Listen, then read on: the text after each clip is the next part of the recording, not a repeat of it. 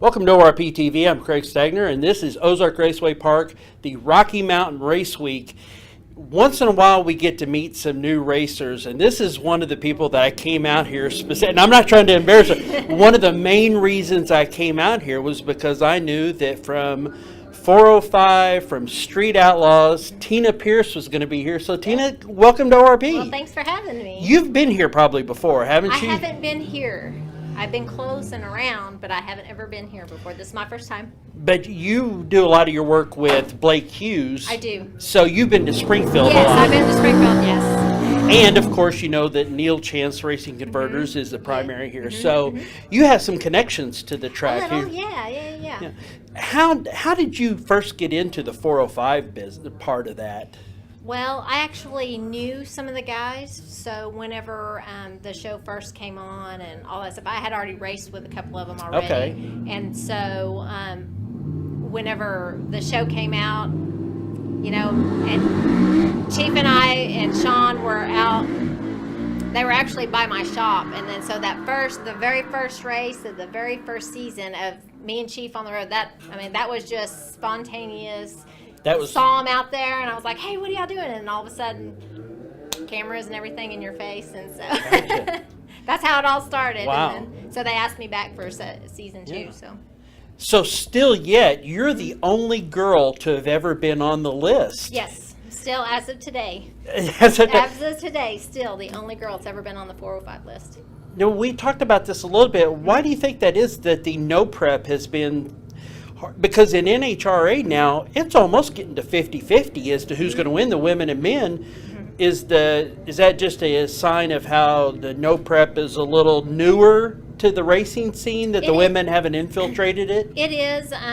There's not a whole lot out there doing it now. Kayla does it. I do it. A few others do it. But there's not a whole lot that go out and do the no prep stuff because it is different than being at the track or being on the street. It's just different. Do the guys treat you any different that you see no prep versus what the prep track drag racing gets? Not as being a female, no. Everybody just treats me as me. So Gotcha. it's sometimes like at the very beginning when the show was first on, it was kind of a little different. But it's now that all that stuff's over and all that, it's all the same now. You have to have a pretty thick skin to be around those, because those guys are pretty rough on each other anyway. Yeah, but you know it sometimes gets pretty rough on the internet. People are pretty rough. So, you know, for me, a lot of that stuff, I just kind of laugh at it because, I mean, what are you going to do?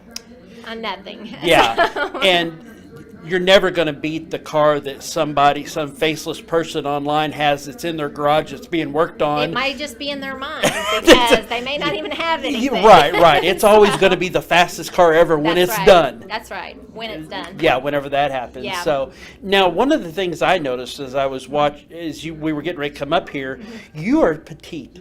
Do you have a hard time finding race attire that fits not only a woman but a petite woman? Is that tough? I did.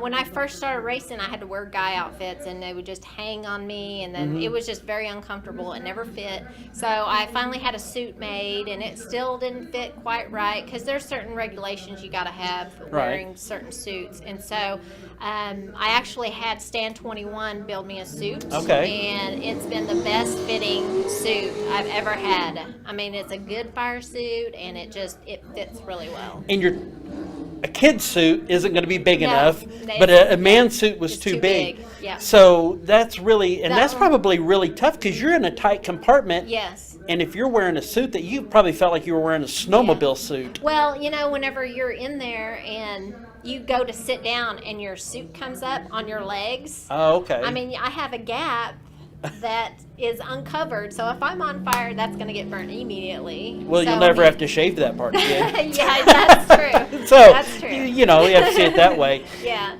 You're told me your daughter's 4 now. Uh-huh. It's been that many years since you went off the show. Yes, it's been, I mean, I've been here and there, on here and there, but nothing steady. But, you know, having those girls, I have a 10-year-old and a 4-year-old. Right. You know, 10-year-olds playing softball all the time, and then the 4-year-olds just running around all the time. So it's really hard to be able to do that and race and be on the show and all that stuff. That's a little more than I can probably handle. So. Does your 10-year-old kind of understand what it is mom does, and does she trash talk the boys at school that her mom could beat their dad? No. She doesn't do any of that stuff. My as far as you know? Yeah, as far as I know. My 10-year-old's very humble, quiet about that stuff. Okay. Yeah, she's real polite, and she's just not that way.